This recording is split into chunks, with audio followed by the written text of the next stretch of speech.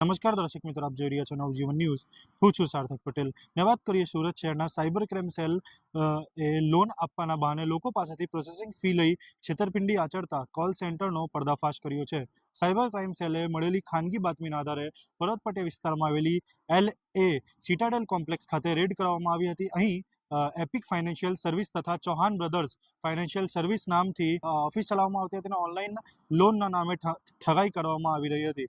આ call centre દ્વારા social media પર મેટા એડ્સ મારફતે જાહેરાત આપી કોઈ પણ ઇન્કમ પ્રૂફ વગર 5,000થી લઈ 5 લાખ સુધીની લોન 28 થી 48 કલાકમાં મળી જશે તેવી લાલચ આપવામાં આવતી હતી.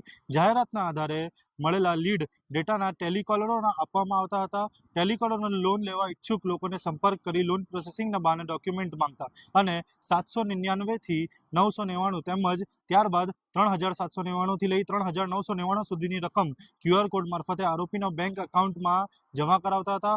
પૈસા મળ્યા બાદ ગ્રાહકોને સિબિલ સ્કોરના નામે ખોટી માહિતી આપી લોન ના મળવાની વાત કરી વધુ રકમ પડાવવાનો પ્રયાસ કરવામાં આવતો હતો.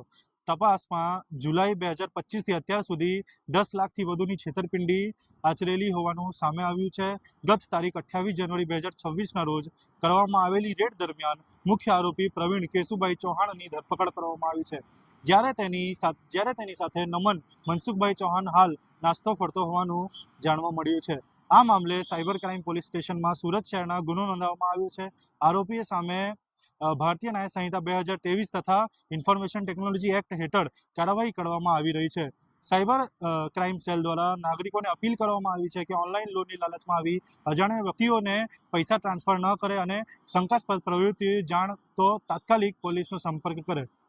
આવો સાંભળીએ સાયબર ક્રાઇમ સેલના ડીસીપીએ શું કીધું. સુરત શહેર સાયબર ક્રાઇમ સેલ દ્વારા ગઈકાલે એક પર્વત પાટિયા ખાતે એક રેડ કરવામાં આવી હતી, જેમાં એપિક ફાઇનાન્શિયલ સર્વિસ નામની એક ઓફિસ ચાલતી હતી, જેમાં અમે લોકોને બાતમી મળી હતી કે ત્યાં એ લોકો લોન મળી જશે 1 થી 2 દિવસમાં એવી ખોટી લાલચ આપી લોનની પ્રોસેસિંગ ફી લઈ લેતા હતા કસ્ટમર્સ પાસેથી અને એમને લોનની પ્રોસેસિંગ નહીં કરતા હતા. એવી રીતે બાતમી મળતા અમે લોકો ત્યારે જ્યાં રેડ કરી તો ત્યાં એક સંચાલક અને એના સિવાય 6 ટેલિકોલર્સ ત્યાંથી મળી આવ્યા અને પૂછપરછ કરતા, તપાસ કરતા અને તમામ ડોક્યુમેન્ટ જોતા ખબર પડી કે એ લોકો 5 થી 5 લાખ રૂપિયા જેટલાની લોનની વિશ્વાસ આપતા હતા કે 1 થી 2 દિવસમાં ઝડપથી અમે લોકોએ પ્રોસેસ કરાવી દઈશું અને એવી વિશ્વાસ આપીને સામેવાળાથી 799 અને 999 રૂપીઝ લોન પ્રોસેસિંગ ફીના નામે લઈ લેતા હતા અને પછી એમની લોન નથી પ્રોસેસ કરાવતા હતા.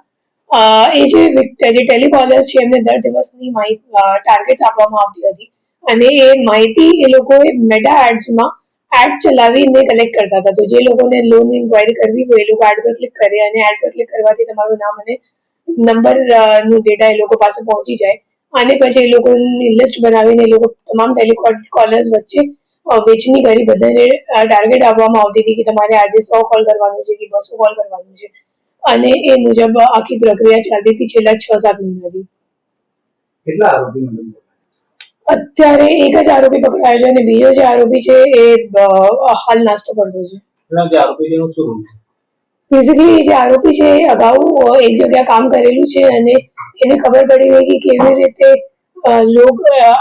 મતલબ એક લોન એજન્ટ તરીકે કામ ચાલુ છે હાલ માર્કેટમાં. તો એમને એમ લાગ્યો કે હું લોન એજન્ટ તરીકે કામ કરી લઉં અને 799 અને 999 જેટલી નાની રકમ માટે કોઈ સાયબર ક્રાઇમ કમ્પ્લેન્ટ કરવા વાળું નથી. એટલે પછી એમને એમ લાગ્યો કે હું ઓનલાઈન કસ્ટમર્સનો ડેટા માહિતી લઈને પછી એમને ચીટિંગ કરીને એમના પાસેથી આપણે લોન પ્રોસેસિંગ ફીના નામે પૈસા લઈ લઈશું. કેટલા પૈસા એ લોકો 799 999 મુજબ અને જે ટેલિકોલર સાથે વાતચીત થઈ તો એમાં દર દિવસનું તમે સમજી શકો 20 થી 30 જેટલા માણસો કન્વર્ટ થઈ જતા હતા કે લોન પ્રોસેસિંગ ફી આપવા માટે રાજી થઈ જતા હતા અને એ મુજબ આપણે અંદાજે અમે લોકોને લાગે છે કે 10 લાખ રૂપિયા જેટલાનું એમને છેતરપિંડી કરીએ છીએ. કેટલા સુધી લોકો સાથે લોનની છેતરપિંડી મહિનાનું એમ લાગે છે કે 600 થી 700 જેટલા વિક્ટિમ્સ થઈ શકશે. તો અત્યાર સુધીમાં 3,000 જેટલા થશે, 3,000-3,500. 6 મહિનાનું તો કન્ફર્મ થઈ ગયું છે કે 6 મહિનાથી ચાલે જ છે. મેટા એડ્સ પર એડ ચલાવતા હતા. અને જેને લોન જોતું હોય એ લોકો એડ પર ક્લિક કરે તો એમનું નામ અને મોબાઈલ નંબર એમને મળી જાય. પછી એ મોબાઈલ નંબર આધારે એ લોકો ટેલિકોલર્સ મારફતે કોલ કરાવતા હતા કે તમે હવે એમને કોલ કરીને એમને કન્વિન્સ કરીને એમની પાસેથી લોન પ્રોસેસિંગ લઈ લો. વૈષ્ણવજન તો તેને કહીએ જે